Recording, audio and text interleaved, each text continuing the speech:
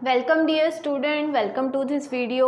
Now आज जो है वो हम थोड़ा सा रिवाइज करने वाले हैं। हमारा जो चैप्टर है plant growth and mineral nutrition, ठीक है। लास्ट जो वीडियो है उसमें हमने इथिलीन तक देखा था। इसके बाद में एब्सिसिक एसिड, ये एक और हार्मोन है जो हमें देखना था, लेकिन उसके पहले हम थोड़ा सा रिवाइज करेंगे और फिर नेक्स्ट वीडियो में जो है वो हम एब्सिसिक एसिड के बारे में बात करेंगे, ठीक है। यहाँ पर जो है इस रिवीजन में हमें जो है वो अलग अलग जो हार्मोन्स हमने अब तक देखे हैं उनके बारे में थोड़ा शॉर्ट में बात करना है। सबसे पहले ग्रोथ हार्मोन जो है, ग्रोथ हार्मोन क्या है? तो ग्रोथ हार्मोन जो है, जैसे मैंने इसके पहले भी आपको बताया कि ये जो चैप्टर है इसमें सिर्फ और सिर्फ ग्रोथ हार्मोन वाला जो पोर्शन है वो आपके लिए जो है वो सिलेबस में रखा गया है। उसके अलावा उसके आगे का, उसके पीछे का जितना भी पोर्शन है वो सभी आपके सिलेबस से जो है वो डिलीट किया गया है, ठीक है।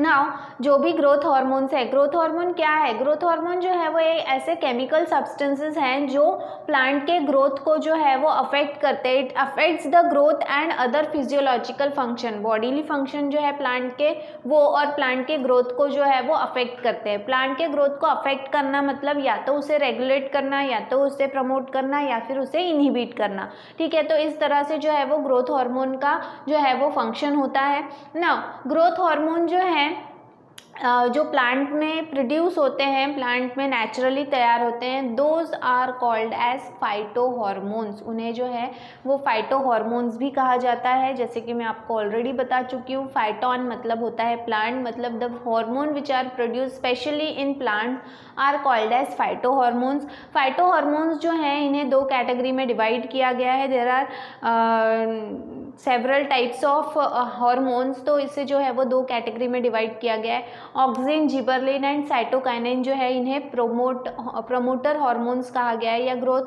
प्रमोटर हार्मोन्स कहा गया है, क्योंकि ये ग्रोथ को इनिशिएट करते हैं, ग्रोथ की शुरुआत करते हैं, ग्रोथ को एनहांस करते हैं।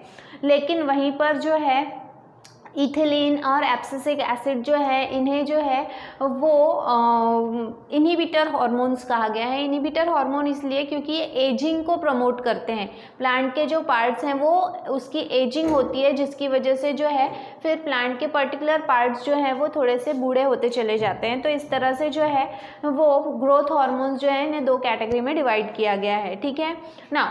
एक जो है सबसे पहले हमें बात करना है ऑक्सिन्स के बारे में। तो ऑक्सिन जो है, ऑक्सिन्स ये जो हार्मोन है ये सबसे पहले कहाँ पे प्रोड्यूस होता है नेचुरली प्लांट में? तो ये जो है ये रूट टिप और शूट टिप, मतलब जो भी प्लांट के बॉडी का पार्ट जो ज़मीन के ऊपर होता है उसके टिप पे फॉर्म होता है, और जो ज़मीन के नीचे होता है रूट उसके टिप पे फॉर्म होता है, ठीक है ना। ऑक्सिन्स जो है ये अपाइकल डोमिनेंस, मतलब जो है प्लांट की ग्रोथ को सीधा सीधा जो है ऊपर ऊपर नीचे नीचे ऐसा जो है वो प्रमोट करता है, मतलब टिप के ग्रोथ को प्रमोट करता है, जिसे अपाइकल डोमिनेंस कहा जाता है, ठीक है। सबसे कॉमनली जो ऑक्सिन हार्मोन यूज़ किया जाता है वो है IAA, जिसका नाम है इंडोल 3 एसिटिक एसिड, ठीक है। यहाँ पे यही कहा है it induces growth at root and shoot apex, मतलब ये जो है ये ग्रोथ जो है वो कहाँ पर इंड्यूस करता है?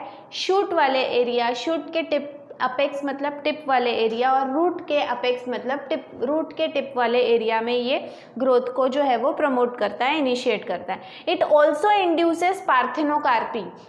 Now because of the extra application of auxin, auxin का जो है वो अगर हम एप्लीकेशन करते हैं किसी प्लांट के ऊपर तो वो जो है वो पार्थेनोकार्पी इंड्यूस करता है। पार्थेनोकार्पी जो है इसका मतलब क्या होता है ये हम पहले भी डिस्कस कर चुके हैं। पार्थेनोकार्पी जो है इसका मतलब होता है कि जब जो भी प्लांट है इसकी जो पार्थेनोकार्पी मतलब जो भी सीड फॉर्मेशन हो रहा है या फ्रूट फॉर्मेशन हो रहा है, सीड फॉर्मेशन नहीं सॉरी फ्रूट फॉर्मेशन जो हो रहा है वो अगर विदाउट फर्टिलाइजेशन हो रहा है, the formation of fruit without fertilisation is called as parthenocarpy, ठीक है।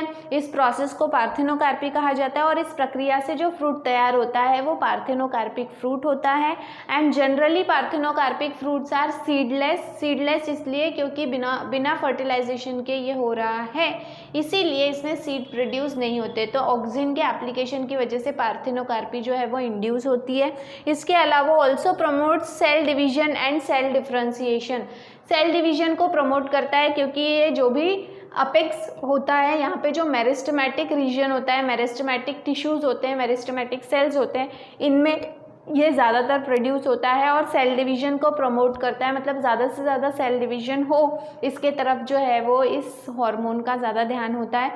इसके अलावा सेल डिफ्रेंशिएशन आगे चल के जो है वो कैम्बियम के द्वारा जाइलम और फ्लोएम जो है वो ऐड हो, ज़्यादा से ज़्यादा जाइलम तैयार हो, ज़्यादा से ज़्यादा फ्लोएम तैयार हो, ये भी किसके ऊपर रिस्पॉन्सिबल होता है, ये भी जो है वो ऑक्सिन के ऊपर ही रिस्पॉन्सिबल होता है। ठीक है, देन इसके बाद में इस तरह से ऑक्सिन्स जो है ये एक हार्मोन है, this is the first hormone. इसके बाद में second is gibberellin. Gibberellin hormone जो है ये, जैसे मैंने आपको पहले ही बताया था कि जो जापानीज़ साइंटिस्ट हैं याबुता एंड सुमुकी, इन्होंने सबसे पहला जो है वो क्रिस्टलाइन फॉर्म में जिबरलिन ये हार्मोन को एक्सट्रैक्ट आउट किया था फ्रॉम अ फंगस कॉल्ड जिबरला फ्यूजिकोराई। ठीक है, जो जनरली जो है वो रूट्स के साथ में जो है वो पाया जाता है। नाउ जिबरलिन्स जो हैं इनका फंक्शन क्या है, it promotes cell division. Again ये प्रमोटर हार्मोन है, इसलिए ये सेल डिवीजन को प्रमोट करता है, लेकिन सेल डिवीजन के साथ साथ ये ना सिर्फ सेल डिवीजन बल्कि सेल इलोंगेशन को जो है उसे भी प्रमोट करता है, specially at the internodal region. दो नोड के बीच का जो हिस्सा होता है उसे इंटरनोडल रीजन कहते हैं। तो वो अगर बढ़ेगा तो प्लांट की जो हाइट है, प्लांट का जो लेंथ है वो क्या होगा, बढ़ेगा। तो प्लांट की हाइट बढ़ाने के लिए जो है वो जिबरलिन का इस्तेमाल किया जाता है। इसके अलावा it breaks seed dormancy and promotes seed germination. जो भी सीड होता है इसका अगर जो आउटर कवर है, सीड कोट है, वो अगर बहुत कड़क है, बहुत जो है वो टफ है, तो उसको तोड़कर एम्ब्रियो को बाहर निकलने में जो है वो बहुत टाइम लगता है। ऐसे समय में अगर हम उसके ऊपर जिबरलिन का छिड़काव करते हैं, एप्लीकेशन करते हैं, तो जो प्लांट है वो जल्दी जल्दी ग्रो होता है, उसकी डॉर्मेंसी ब्रेक होती है, उसका जो इनएक्टिव टाइम पीरियड है वो क्या होता है, कम हो जाता है। इसकी वजह से जो प्लांट है वो जल्दी सीड को तोड़कर, उसके सीड कोट को तोड़कर बाहर निकलता है। ठीक है, इसके अलावा जिबरलिन जो है it is also used to increase the fruit size, elongation of fruit size, especially in case of grapes। जो है वो फ्रूट का जो बंच है, मतलब गुच्छे का साइज़ बढ़ाने के लिए भी जिबरलिन का इस्तेमाल किया जाता है। It is also used for the process of parthenocarpy, especially in case of grapes, apple, banana. इस तरह के जो फ्रूट्स हैं इनमें जो है वो पार्थेनोकार्पी को इंड्यूस करने के लिए जो है जिबरलिन का इस्तेमाल किया जाता है। ठीक है, इसके पहले भी हम जिबरलिन के बारे में डिस्कस कर चुके हैं। देन इसके बाद में नेक्स्ट जो हार्मोन है दैट इज़ साइटोकाइनाइन। ठीक है, साइटोकाइनाइन को सबसे पहले जो है वो काइनेटिन नाम दिया गया था। ठीक है, साइटोकाइनिन ये हार्मोन भी ग्रोथ हार्मोन है जो सेल डिवीजन को प्रमोट करता है।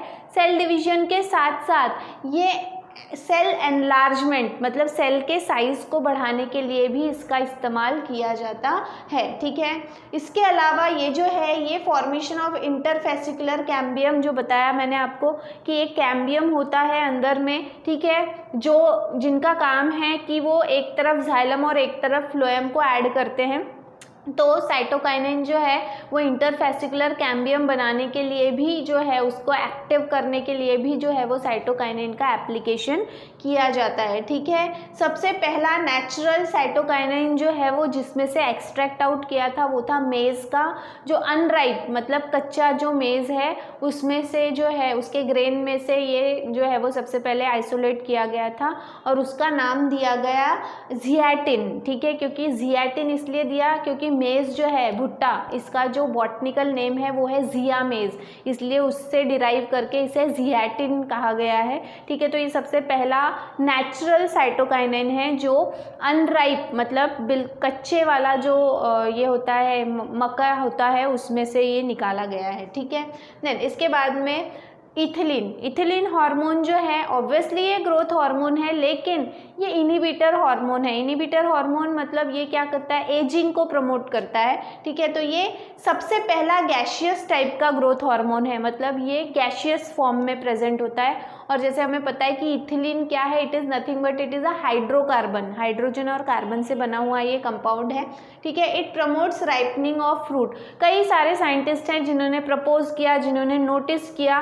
ठीक है, जिन्होंने डिस्कवर किया कि इथिलीन जो है वो ज़्यादा उसका जो फंक्शन है वो फ्रूट राइपनिंग, फलों को पकाने के लिए ये हार्मोन जो है वो तैयार किया जाता है, ठीक है। Then initiates lateral root and break dormancy of bud and seed. ये जो है वो अपाइकल डोमिनेंस को जो है वो इनिबिट कर देता है और लैटरल जो है, ठीक है, उसको इनिशिएट करता है, मतलब साइड वाइज प्लांट की ग्रोथ ज़्यादा हो, रूट की ग्रोथ ज़्यादा हो, इसके तरफ ज़्यादा ध्यान देता है, ठीक है। और इसके अलावा जो है वो क्या कर रहा है, सीड डॉर्मेंसी और बड डॉर्मेंसी को, क्योंकि साइड की जो अगर ब्रांच बढ़ना है तो उसकी बड की डॉर्मेंसी को क्या करना पड़ेगा, ब्रेक करना पड़ेगा, जिसकी वजह से वो साइड से बढ़ सके, और सीड डॉर्मेंसी को भी ये ब्रेक करता है, ठीक है। Then it also affects the degreening of fruit, ठीक है, because of the application of ethylene. Ethylene के एप्लीकेशन की वजह से जो भी फ्रूट है या उसका डीग्रीनिंग होता है। डीग्रीनिंग का मतलब होता है उस फ्रूट में जो भी ग्रीन कलर का पिगमेंट है उसको डिकम्पोज किया जाता है, जिसकी वजह से वो हरा कलर जो है वो वहाँ से गायब हो जाता है और उसकी जगह कोई दूसरा कलर ले लेता है, and that process is called as degreening, ठीक है। ये डी ग्रीनिंग जो है वो जनरली आपको बनाना, सिट्रस फ्रूट, सिट्रस फ्रूट में कौन कौन से फ्रूट आएंगे जिनमें साइट्रिक एसिड तैयार होता है, जैसे कि ऑरेंज, लेमन, स्वीट लेमन, ठीक है। तो ये तीनों जो फ्रूट्स हैं इनका जो कवर है, ठीक है, जो भी फ्रूट कवर है वो पहले ग्रीन होता है जब ये कच्चे होते हैं, और जैसे ही ये पकने लगते हैं वैसे ही जो है उसका ग्रीन कलर गायब होने लगता है, क्योंकि उसमें क्या हो रहा होता है, डी ग्रीनिंग। इसके अलावा इथिलीन का एक सबसे इम्पॉर्टेंट चीज़ ये है कि इट